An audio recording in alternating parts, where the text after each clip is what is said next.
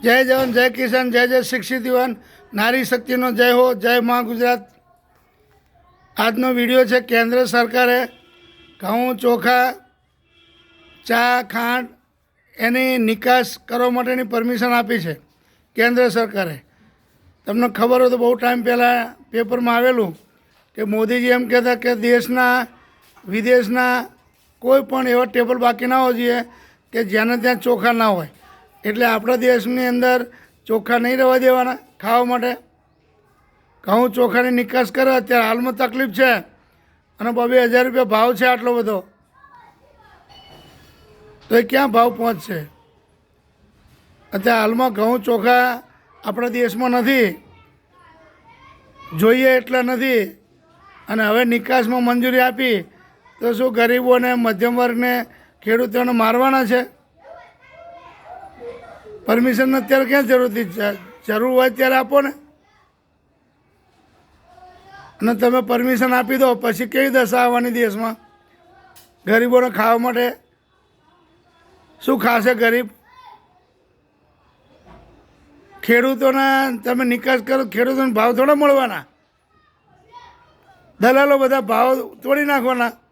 ખેડૂતોને કંઈ બિચારા મળતું જ નથી, બધો પૈસો દલાલ ખાઈ જાય।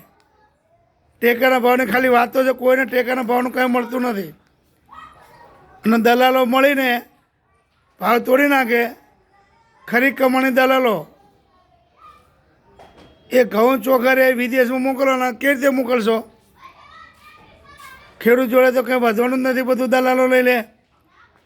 દલાલીમાં ખોટે ખોટી વાતો કરીને ખેડૂતોને હેરાનગતિ થાય। આવું કેવું ચાલે? નિકાસ જોઈએ, જરૂરી છે, નિકાસ નહીં કરવું એવું નહીં, પણ જેટલું જરૂર હોય એટલું આપો, આપણે રાખો, અને વધારે અમુક એ આપો। તમે એમ ના કહો દુનિયાના કોઈ પણ ટેબલ ઉપર આપણે ચોખા હોવું જોઈએ, એવું ના હોય। દરેકને મર્યાદામાં મોકલો, બાકી દેશમાં ભૂખ્યા મરણ બીજાના આંટો એવું ના ચાલે।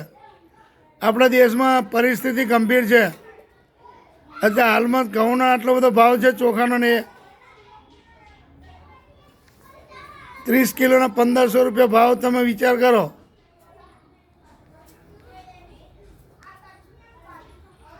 તો ક્યાં પહોંચશે આ? તો જે નિકાસ છે, નિકાસ જરૂરી એવું નથી નહીં, આપણે લઈએ સામેની વસ્તુ તો આપણે આપવી પણ પડે, પણ અત્યારે એટલું જરૂર નથી કે તમે જે વાત કરો છો કે દુનિયાના બધા ટેબલ ઉપર આપણે ચોખા જોઈએ, આપણે ચોખા હોવા જોઈએ। એટલે શું દેશને બરબાદ કરવાનો છે?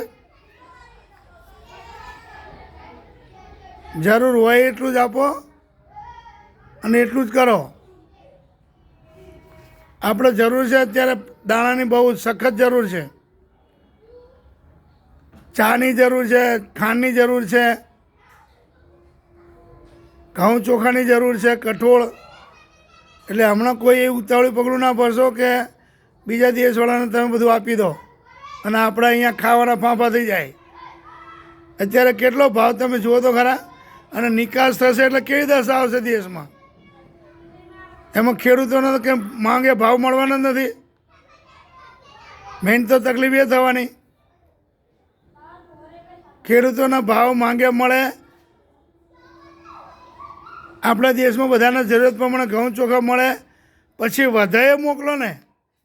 ના નથી કહેતો નિકાસ ના કરો, કરો, પણ એ પ્રમાણે કરો।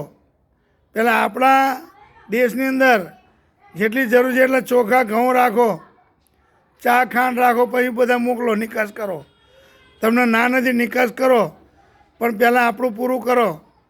અહીં આપણા બધા ઘરમાં ફાંફા થાય અને બીજાને મોકલો તો કેવી દશા આવે? એશિયન લોક જાગૃત અભિયાનમાંથી પરસોત્તમભાઈ બોલું। જય જવાન, જય કિસાન, જય જય શિક્ષિત યુવાન, નારી શક્તિનો જય હો, જય મા ગુજરાત।